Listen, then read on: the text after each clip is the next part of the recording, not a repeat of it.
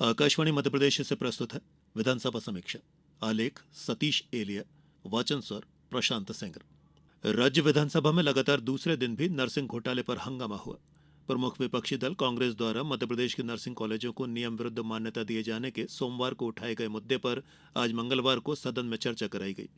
शोर शराबे के बीच सदन में विपक्षी सदस्यों ने नर्सिंग कॉलेजों को दी गई मान्यता और छात्रों के भविष्य को लेकर चिंता व्यक्त की। विपक्ष की तरफ से मांग की गई कि बड़े पैमाने पर हुए इस भ्रष्टाचार में लिप्त पाए जाने वाले लोगों के साथ ही तत्कालीन लोक स्वास्थ्य एवं चिकित्सा शिक्षा मंत्री के खिलाफ भी कार्रवाई की जाए।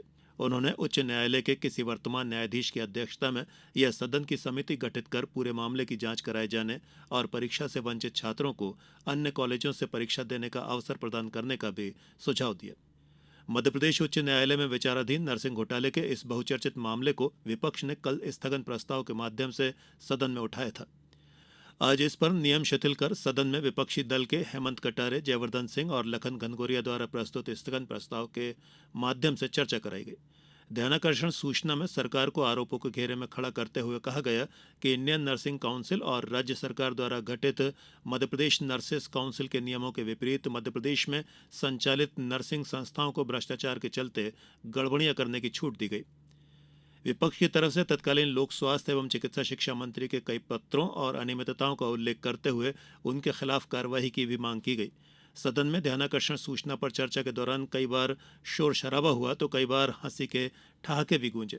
कांग्रेस के हेमंत कटारे, जयवर्धन सिंह और लखन घनघोरिया के साथ ही उनके ही दल के राजेंद्र भारती, ओंकार सिंह मरकाम, झूमा सोलंकी, ब्रजेंद्र सिंह राठौर और विक्रांत भूरिया के साथ ही अन्य कई सदस्यों ने भी सदन में अपनी बात रखी। झूमा सोलंकी का कहना था कि जिन अपात्र कॉलेजों के कारण छात्रों का भविष्य खराब हुआ है वे छात्रों को उनके मूल दस्तावेज भी नहीं दे रहे हैं। उनके वे दस्तावेज छात्रों को वापस दिलाए जाएं। उन्होंने सुझाव दिया कि छात्रों को परीक्षा के बजाय जनरल प्रमोशन दिया जाए। लोक स्वास्थ्य एवं चिकित्सा शिक्षा मंत्री राजेंद्र शुक्ल ने ध्यानाकर्षण प्रस्ताव पर दिए गए अपने जवाब में माना कि नर्सिंग कॉलेजों के मामले में गड़बड़ी हुई है। उन्होंने कहा कि उच्च न्यायालय में यह मामला विचाराधीन है और न्यायालय के निर्देश पर संबंधितों के खिलाफ कार्रवाई की गई है। उन्होंने बताया कि मध्यप्रदेश नर्सेस काउंसिल ने निर्णय लिया है कि वर्ष 2024-25 में मान्यता के लिए नर्सिंग संस्थाओं का 100% निरीक्षण कराया जाएगा। इसके लिए कलेक्टर के प्रतिनिधि निरीक्षण दल में शामिल किए जाएंगे और वीडियो रिकॉर्डिंग भी कराई जाएगी। उन्होंने कहा कि अपात्र नर्सिंग कॉलेजों को मान्यता देने के आरोप में 2 रजिस्ट्रारों को सेवा से पृथक किया गया है तथा निरीक्षणकर्ताओं पर भी कार्रवाई की गई है। उन्होंने बताया कि नर्सिंग काउंसिल की रजिस्ट्रार श्रीमती चंद्रकला देवगैया को जांच के बाद सेवा से पृथक किया गया है। आज सत्ता पक्ष के आशीष गोविंद शर्मा द्वारा इंदौर से बुधनी की प्रस्तावित रेल लाइन के लिए भूमि अधिग्रहण में किसानों को कम मुआवजा दिए जाने के संबंध में प्रस्तुत ध्यानाकर्षण प्रस्ताव पर भी सदन में चर्चा कराई गई। उनका कहना था कि किसानों को दिए जा रहे मुआवजे में वृद्धि की जाए। राजस्व मंत्री करण सिंह वर्मा ने उन्हें आश्वस्त किया कि उनकी उपस्थिति में ही फिर से सर्वे कराएंगे और कृषकों को समुचित मुआवजा दिया जाएगा। इससे पूर्व सदन में आज प्रश्नोत्तर काल के दौरान कांग्रेस के पंकज उपाध्याय, श्रीमती चंदा सुरेंद्र सिंह गौर, विपिन जैन, देवेंद्र रामनारायण सखवार, श्रीमती झूमा सोलंकी और आतिफ आरिफ अकील के सवालों के दौरान भी कई बार शोर शराबा हुआ।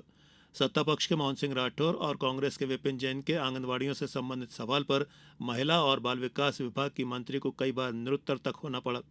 तब संसदीय कार्य मंत्री कैलाश विजयवर्गीय ने प्रश्नकर्ताओं को आश्वस्त किया कि उनके द्वारा उठाए गए मुद्दे पर वे स्वयं ध्यान देंगे। इससे पहले आज प्रश्नकाल में ही विधायक देवेंद्र सखवार के प्रश्न के उत्तर में सामान्य प्रशासन राज्य मंत्री कृष्णा गौर ने बताया कि दैनिक वेतन भोगियों तथा संविदा कर्मियों का नियमितीकरण समय समय पर रिक्त पदों की उपलब्धता के अनुसार किया जाता है। महिला एवं बाल विकास मंत्री निर्मला भूरिया ने विधायक मोहन सिंह राठौर के प्रश्न के उत्तर में बताया कि ग्वालियर जिले के भीतरवार में आबादी के अनुसार 55 आंगनबाड़ी केंद्रों की आवश्यकता है। उन्होंने बताया कि केंद्र सरकार से नए आंगनबाड़ी केंद्र खोलने की अनुमति अभी प्राप्त नहीं हुई है। उप मुख्यमंत्री राजेंद्र शुक्ल, पंचायत एवं ग्रामीण विकास राज्य मंत्री राधा रविंद्र सिंह, स्कूल शिक्षा मंत्री उदय प्रताप सिंह, पर्यावरण मंत्री नागर सिंह चौहान, ऊर्जा मंत्री प्रद्युम्न सिंह तोमर, सूक्ष्म लघु एवं मध्यम उद्यम मंत्री चैतन्य कश्यप और वन राज्य मंत्री दिलीप अहिरवार ने भी आज अपने विभाग से संबंधित प्रतिवेदन सदन के पटल पर रखे। इसके साथ ही विधानसभा समीक्षा समाप्त हुई।